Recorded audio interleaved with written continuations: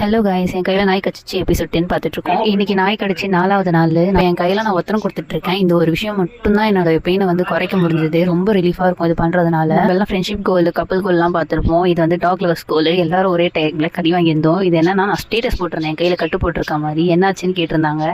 நாய் கடிச்சிச்சுக்கா அந்த மாதிரின்னு சொல்லியிருந்தேன். எனக்கு தெரிஞ்ச ஒரு அக்கா இருக்காங்க, இங்கே பேர் நாய் எனக்கு கடிச்சிருக்கு அப்படின்னு சொல்லி அமிச்சாங்க. அப்புறம் இன்னொரு அக்காவும் இருக்காங்க நம்ம ஏரியாவில். அவங்களும் ரெஸ்கியூவர் தான். அவங்களும் என்ன சொல்லியிருந்தாங்க, இங்கே பேர் பூனை கடிச்சிச்சுமா ரெஸ்கியூ பண்ணும்போது சொல்லியிருந்தாங்க. அவங்களுக்கு எக்ஸாம் வரையும் எப்படி எக்ஸாம் எழுதியிருந்தாங்கன்னு தெரியல.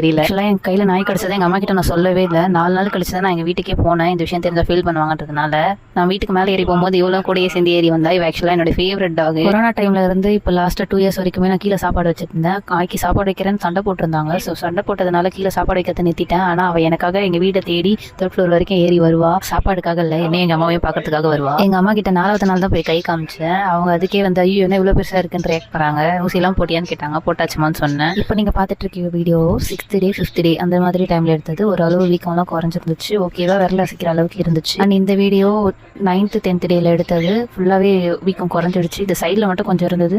ஸ்வெல்லிங் ஃபுல்லாக ஸ்டாப் ஆயிடுச்சு. என்ன ரெகுலராக ஃபாலோ பண்ணுறவங்களுக்கு தெரியும், நம்ம பெட் ஷாப் வச்சிருக்கோம் அண்ட் போர்டிங்கும் பண்ணுறோன்ட்டு. ஸோ நான் போர்டிங்க்கு டாக் எடுக்காம தான் இருந்திருந்தேன் இவ்வளோ நாள். அதுக்கப்புறம் சரி கொஞ்சம் கை சரியானதுக்கப்புறம் தான் போர்டிங்க்கு டாக்ஸ் எடுக்க ஆரம்பித்தேன். இவன் பேர் மோஜோ. இவன் நம்ம வளர்க்குற நாய் தான். இவன் போர்டிங் வந்தவன். அண்ட் இதோ இங்கே உள்ள இருக்கால இவெல்லாம் போர்டிங் வந்தாங்க. வருஷம் எல்லாரும் திருவிழாக்கு ஊருக்கு போவாங்க. அந்த மாதிரி எல்லாரும் போயிட்டு வரும்போது ஒரு ஃபேமிலி மட்டும் ரிட்டர்ன் வரும்போது ஆக்சிடென்ட் ஆயிடுச்சு. அது டெத்தாக அதனால என் பாய் ஃப்ரெண்டும் ஊருக்கு கிளம்பி போயிட்டாங்க. நான் ஒரு ஆள் தான் இருந்தேன் போர்டிங் பார்த்துக்க. நான் மட்டும் டெய்லி கறி வாங்கி வந்து கொடுத்துட்டு போவாங்க. அதை வச்சு சமைச்சு எப்படியும் உங்களுக்கு ஃபீடிங் போட்டு முடிச்சிட்டேன். தேங்க்யூ ஃபார் வாட்சிங்.